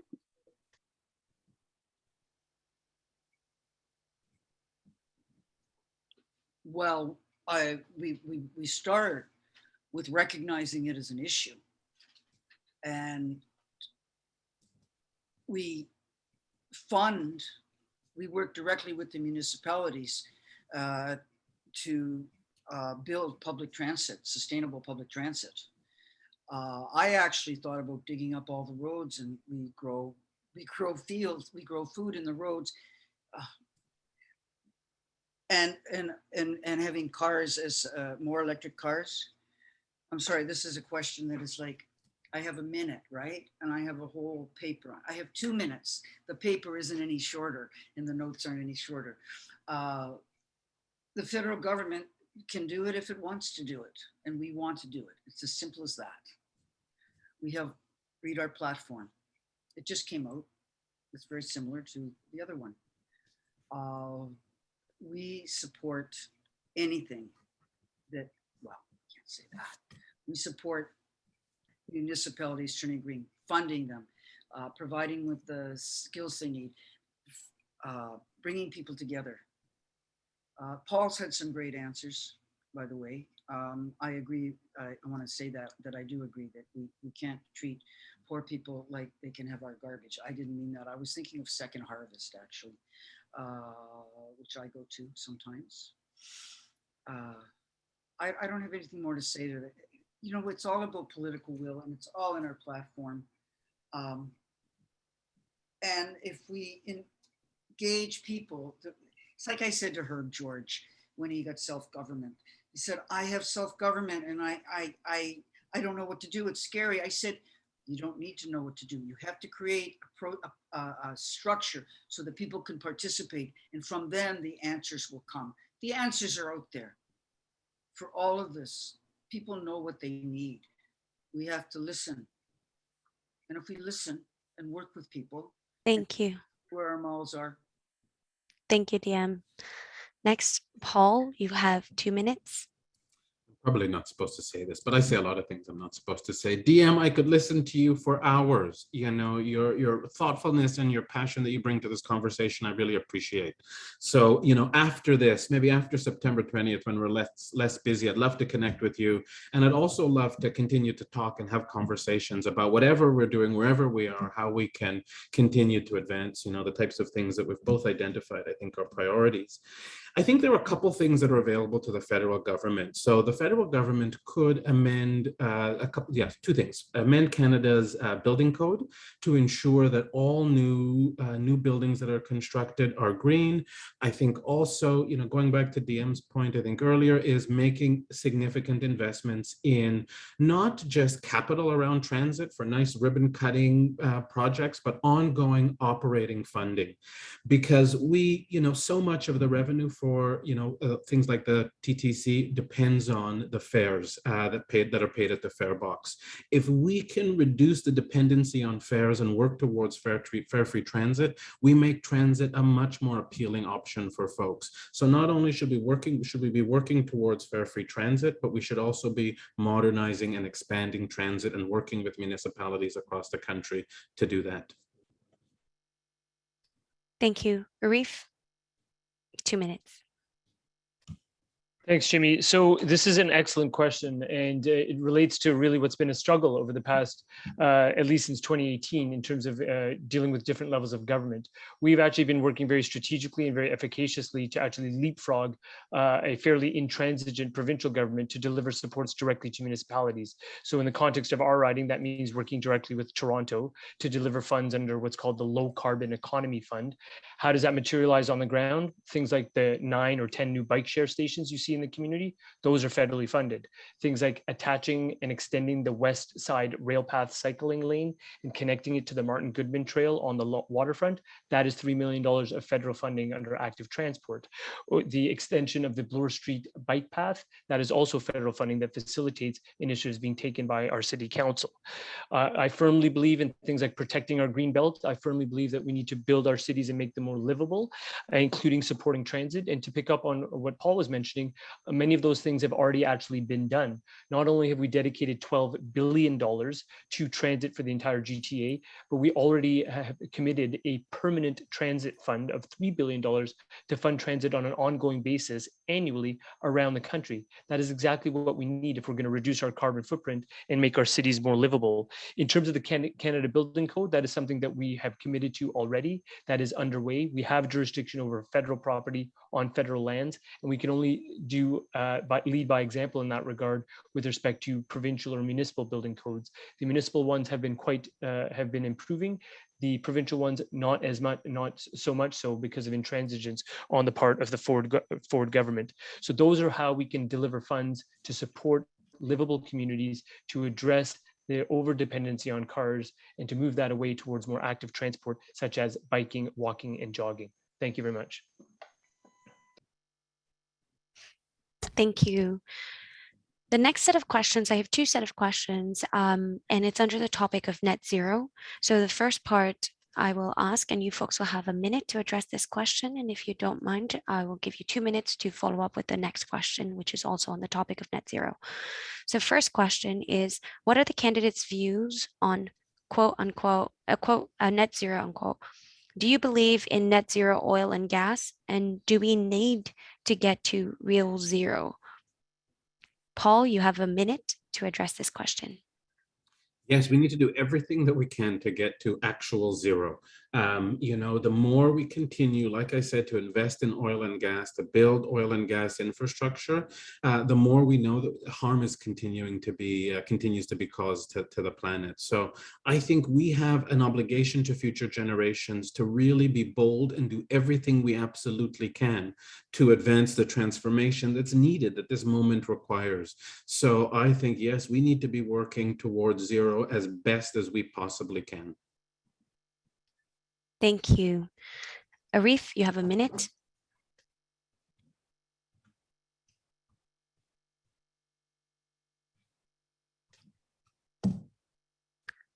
Thank you, Jimmy. Sorry, my mute button was freezing there for a moment. The path towards net zero is critical. And I think what's important is we campaigned on legislating a path to net zero, and we achieved that campaign commitment from 2019 and passed Bill C-12 with legislated targets. Those targets apply to governments, and governments then apply them to industry. As it relates to oil and gas, 1000%. And this is actually critical because there's a lot of discussion about the oil and gas sector, as there needs to be in this country. We've already indicated to oil and gas that they must cut their methane emissions down by 75% from 2012 levels, but they also must comply with the overall net zero calculation. Thankfully, some of those oil patch companies are actually agreeing to this, partly because of our price on carbon, because they're realizing that that carbon price, because it is escalating so high, makes the cost of doing business simply untenable for the present way in which business is conducted in the oil patch. So getting to oil and gas down to net zero is completely achievable if there's a will, and that net zero bill shows the will is already being implemented. DM, you have a minute. If you remember what I said about the silos, that we have to stop thinking about sustainability as filling each silo as far as possible, because all that happens is all one has to do is overflow and then we're in a mess. So we are already, as a party, our platform, we are beyond net zero. The science tells us we have to do better than net zero. We have to transition and reduce. It's not good enough to have net zero at this time. We need better than net zero. It's quite simple. It's in our platform, and the fair transition and how we're going to get there. We're going to start new projects that are green, work with the inventions that are there. We don't have to reinvent the wheel. We don't have to reinvent the wheel. I taught at Centennial College, and some of the green projects up there, they're provincial, federally fund some of those projects that are being developed in the schools that are doing the colleges, and the science there is amazing. Thank you. Thank you, DM. The second part to the net zero question is the following. Net zero by 2050 is gaining momentum, and it is a game changer for climate planning in that the starting point is to plan for a future without oil. What do you see as the first new steps that will ensure a smooth pathway to net zero in homes, transportation, food, and our economies? And we'll give you 2 minutes for each candidate for this question. And we'll start off the order with Arif. You have 2 minutes starting now. Sure. So this is an excellent follow-up to the question, and it absolutely has to relate to oil and gas, both nationally and internationally. In terms of the steps that need to be taken, I think what needs to be done with respect to the issue is in relationship to what we're doing with oil and gas emissions from the sector itself. It relates to what we're doing with respect to coal. Again, I reiterate that we phased out coal as Liberals in this province, which reduced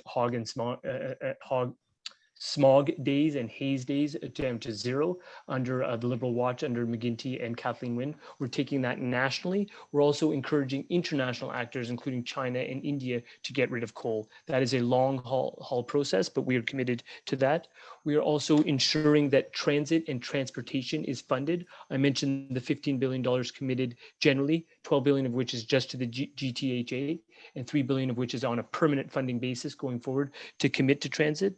What we need to do is ensure that our food is, again, more locally grown. I'll pivot back to the earlier question that was asked. I think the community gardens point is a critical one. I hope many people know that we've got community gardens in High Park itself. There's no reason for which we can't expand that model or expand the important model that was shown to us by the Parkdale Neighbourhood Land Trust with the Milky Way Garden, providing stable agricultural possibilities for local communities right here in our homes and in our home riding. That has been pivotal as a release valve for COVID. It has been pivotal for people's self-esteem, people connecting to nature, and also reducing their carbon footprint. But the path to net zero requires multiple actors to be aligned at the same time. What we're doing is aligning those actors, particularly the oil and gas sector, by reducing methane and ensuring that they are compelled to meet the net zero commitments that we have legislated now as targets, which will be immune to any vagaries in the political system, notwithstanding which party is in power.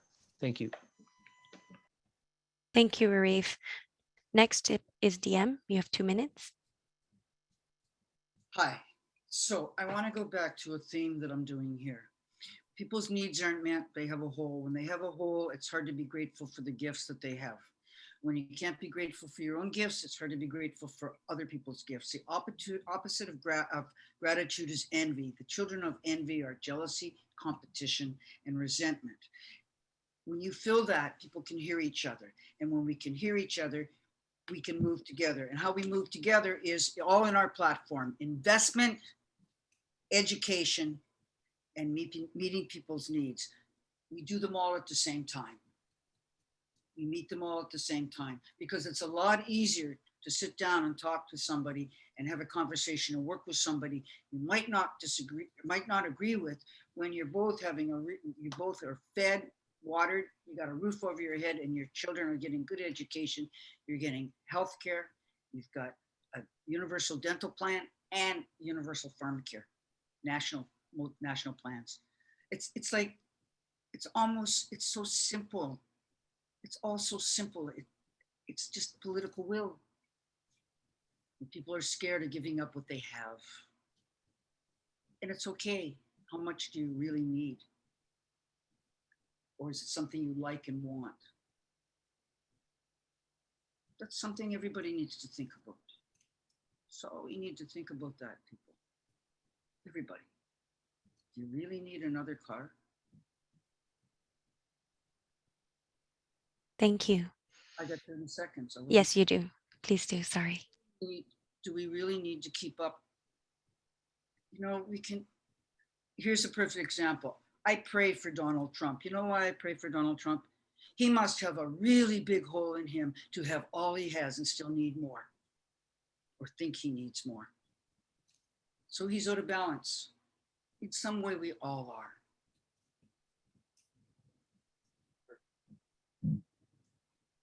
Wow, thank you. Apologies for cutting you off too early over there. Next, Paul, you have 2 minutes.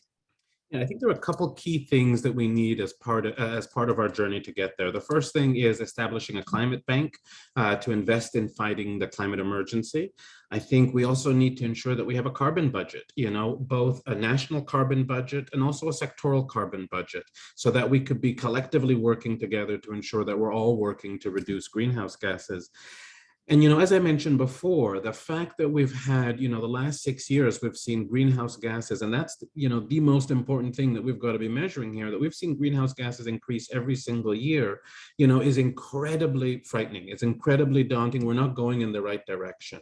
And I think that's where we need to be. We need to be starting with making sure that we're reducing greenhouse gases.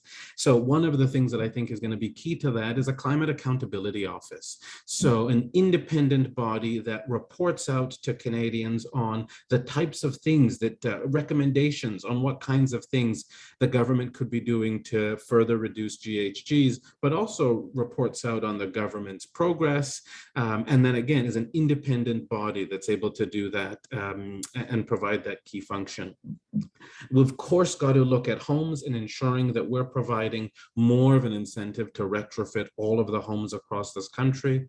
But I think that, there's transit, but there's one thing that I think about a fair bit, and I think it's one of the low-hanging fruit pieces. I look at federal fleets. The fact that they're not all electric, to me, is a missed opportunity. Canada Post, for example, has an opportunity we could electrify all of the Canada Post vehicles right now, and we all want to see action on tackling climate change. So what that does is that gives Canada Post a competitive advantage. So we start to see some of the other, delivery agents also being pushed to having to do the same. It has a ripple effect. So there are a number of things that we need to be doing. We can start in a lot of places, but I think the most important place that we've got to focus is make sure we're doing what the science dictates and reducing greenhouse gases. Thank you, Paul. Thank you. All right, folks. So we are running a little bit short on time. However, I do want to squeeze one more question. We have two, but I think this would be the last question from our local community members. And it is tight. We are tight on time because I want to give you enough time for closing. We will give you 1 minute for this question. So here's the question, and I'll read it out now.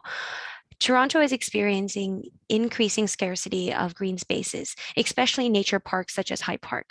In Toronto, we have only 4% of protected natural areas, and with a growing population, we are very challenged on the city level and provincially. Nature parks are now as important to cities as affordable housing and low emission transportation. How would your party make sure that our protected natural areas are managed in consistency with adopted policies, receive management plans prioritizing protection, and use of these is compatible with protection? We'll give you a minute and we'll start off with Arif. It's an excellent question. And what I would say is that people's reliance upon our natural spaces has only been accentuated during COVID, and that's been a good aspect of the pandemic. And what I would say is that we will do efficaciously what we can at the federal level. I mentioned at the very outset that we are creating national urban parks. We've already created one in Scarborough and the Scarborough Rouge. We will create 15 more. We are committing to creating 10 new national parks and 10 new national marine conservation areas.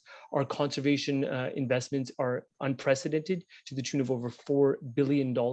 We've already protected 14% of marine areas in this country, and we are on track to get by 2030, 30% of areas conserved in marine lands and 30% of land use also conserved. This is critical to the health of our communities. It is critical for carbon capture. It is critical for the health and addressing the anxiety of people that live in this community and people that live in other urban centers. So my commitment is clear. We will do whatever we can. If there's a lack of provincial or city leadership, we will do what we can at the federal level to declare federal lands as national urban parks, such as Scarborough Rouge. Thank you. Thank you, Arif. DM, you have a minute to address the question, and I've also sent it to you on chat.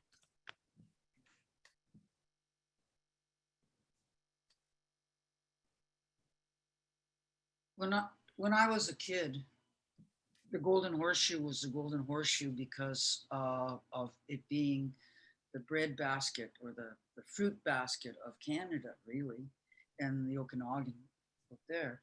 And now it's the Golden Horseshoe because of real estate. It's a real estate mogul's paradise. First thing we have to do is we have to stop urban sprawl. And if the provinces don't do it, we use our POG powers to do it and we have as a residual power under the environment. We need to maintain the ones that are there. We have to look at when there are areas that have been basically destroyed and they're not being used because they have a history of contamination and that, we can go in and we can clean those areas up. We don't need to have huge parks, but having block-sized parks all over would be very useful for gardens and that. I always love it when a park opens in my area. And that's people getting together and saying, hey, we need a park. So working with the municipalities. My time is up. Thank you. Next up, we have Paul. Yeah, I'm going to echo some. Oh, sorry, 1 minute. Yes, I'm going to echo some of what's been said, and also reinforce that this requires political will. And the federal government has the ability to come to the table and work with the province and municipalities to look at how we expand and protect our urban green space. There are a number of things that we can be doing, and I think it's also going to require some out of the box thinking. For example, the city of Toronto owns 5 public golf courses. This is significant green space that is used for, a portion of the year and not a lot of, and there's an opportunity to really give some thought to how do we make that space something that's accessible to more people for longer periods of time and make it appealing for uses other than golf. And I think, the federal government with that commitment could be helping in that regard. And I just have to say, we've got an excellent member of provincial parliament, an excellent city councillor, and I think these types of collaborations would be welcome. Thank you, Paul. All right, folks, this wraps up all of our local questions for today.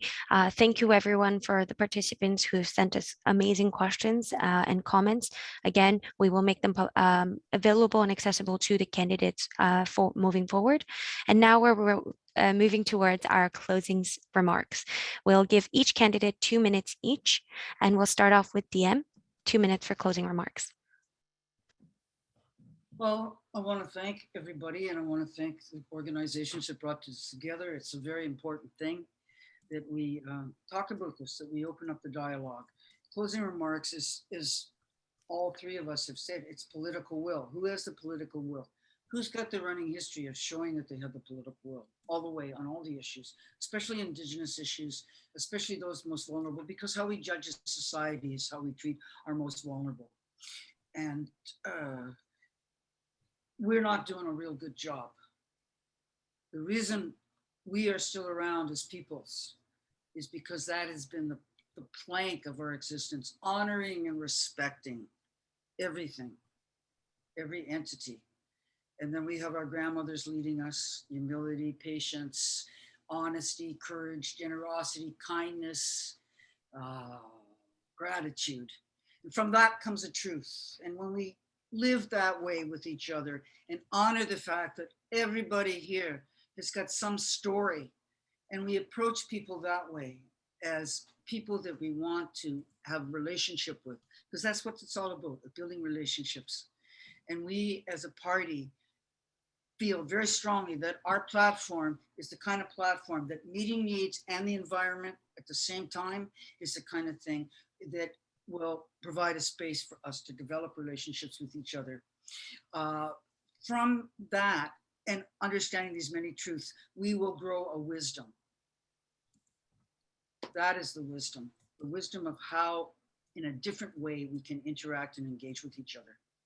We've been doing it for thousands and thousands of years, and that's why we're still here, is that respect and the intergenerational work and learning that's involved.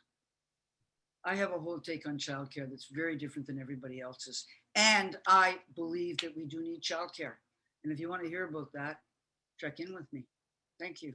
Bless you all. Thank you, DM. Paul, 2 minutes are yours. Okay, thank you again to the organizers for facilitating tonight's critical conversation. Thank you to those who have tuned in. You know, this is an important conversation. And I also want to thank the other candidates who committed to showing up and who are here. You know, this is a defining moment in our existence. We've seen time and time again that business as usual, politics as usual is failing us, and it's failing our planet. You know, when we're fighting something like this, there are never guarantees that we'll win. But we can't give up before we've even started to really fight like we want to win. We need to be bold and we need to believe that we can win. We can do what the science dictates. We can center equity. We can center justice. We can plant the seeds for something new and something much better. But doing so requires bravery. Let's make the choices today that will lead to a tomorrow that is more just. We can do this. Let's do everything that we can to make future generations proud of the way that we came together and rose to the occasion and succeeded. And that includes electing a climate champion in Parkdale-High Park and in ridings across the country from coast to coast to coast. On September 20th, I would be grateful for your confidence in me as we fight this threat before us like we want to win. Now let's do this. Thank you, Paul. Arif, you have 2 minutes. So first of all, thank you, Chimmy. Thank you, DM. Thank you, Paul, for this critical debate on climate change. In the 6 years that I've been privileged to represent this community, you all have taught me a great deal about the nature of climate change, how to combat it, and fundamentally about the need for more ambition. I have heard you and I've acted on that need for more ambition. You asked for more on targets and said that 30% reduction in GHG emission levels from 2005 was not enough. We responded as a government by saying we will get it down to 45%. When we tabled legislation on the path to getting to net zero, there was an issue of legislated targets. When is the first 5-year target? People said to me, Arif, 2030 is not early enough. We need something earlier. We responded as a government, implementing the first legislated target by 2025. You told me we needed to work harder on electrification. The TTC is now the most electrified bus fleet in North America, and we are phasing out gasoline cars by 2035 and building 50,000 vehicle charging stations. You asked me to eliminate fossil fuel subsidies. We will do exactly that by 2023. You signaled your appreciation to me for putting a price on carbon pollution, notwithstanding the political cost in some parts of this country. We have accelerated that price. Rather than resile from it, we are doubling down by making it $15 a ton, $170 a ton by 2030, which will cause massive change in business. Our Liberal plan contains much, much more: marine and land conservation, renovation grants for your home, for making changes in your home, a ban on single-use plastics, a phase out of coal, and $8 billion to support green jobs in clean tech. I believe this plan is the right plan. So do the pundits, including Tom Mulcair, who has backed our plan as of December, and including Andrew Weaver, the former head of the BC Green Party. On September 20th, I'm asking you to get behind that plan for a cleaner and greener Canada. On September 20th, I'm Marie Ferrani, and I'm asking for your support. Thank you. Thank you. All right, this wraps up our conversation for today. But before we let you go, we wanted to remind folks that there's no way forward without connecting the dots of climate, racial, and economic justice. And we want to personally thank all of the candidates for taking time out, for coming out here and engaging in this debate with us. We want to thank all of the participants who've joined us for their wonderful questions and comments and feedback. And of course, thank you to the organizing committee who have been so great in supporting for me to actually moderate this conversation, and so encouraging. So I want to thank everybody for coming out and supporting. The link to this recording of this debate will be shared with everyone who has registered through the Eventbrite, and will also be available through the social media networks of all of the community organization sponsors. And before we let you go, we want to remind you September 20th, and if September 20th is not a possibility, there are advanced polling stations between September 10th to the 13th, and you can actually go to Elections Canada office from now till September 14th for further information. You can also vote by mail, and you should apply for this process by September 14th and have your vote delivered in by September 20th. Thanks once again for joining us, and we will let you go because we have the French leaders debate that we can tune in right after this. And so hopefully you get a quick break right after this. So thank you once again, and good night.